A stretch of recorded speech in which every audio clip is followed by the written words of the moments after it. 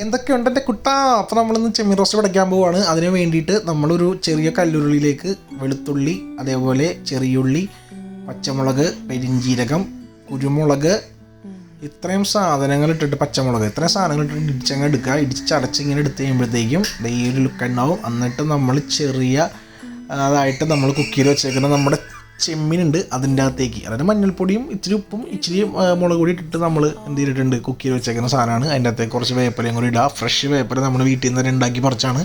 അതിൻ്റെ അകത്തേക്ക് കുറച്ച് മുളക് പൊടിയും മല്ലിപ്പൊടിയും മഞ്ഞൾപ്പൊടിയും ഇട്ട് കഴിഞ്ഞിട്ട് കുറച്ച് ഉപ്പും കൂടി ഇട്ടിട്ട് കുറച്ച് വെളിച്ചെണ്ണയും കൂടി ഇട്ടിട്ട് നല്ലോണം കൈവച്ച് തിരുമ്മി അങ്ങനെ പിടിപ്പിക്കുക. കുറച്ച് നേരം ഒന്ന് പിടിക്കാൻ വേണ്ടി വെക്കുക.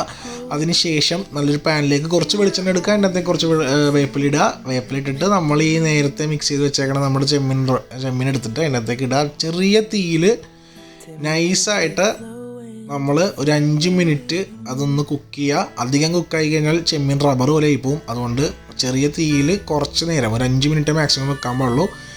അത് കഴിഞ്ഞ് കുക്കായി കഴിഞ്ഞ് കുറച്ച് നേരം ഇങ്ങനെ തുറക്കുമ്പോൾ ഒരു മണം വരും. മണം വന്നു കഴിഞ്ഞാൽ പിന്നീട് നമുക്ക് നിൽക്കാൻ പറ്റില്ല, ഒരു രക്ഷയില്ല. എങ്ങനെയെങ്കിലും ചോറ് തിന്നാൽ മതി എന്നായിപ്പോൾ.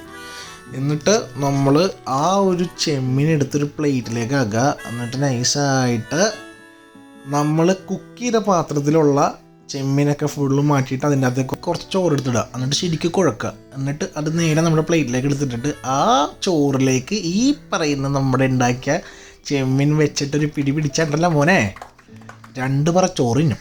അപ്പോൾ എല്ലാവരും ട്രൈ ചെയ്ത് നോക്കുക.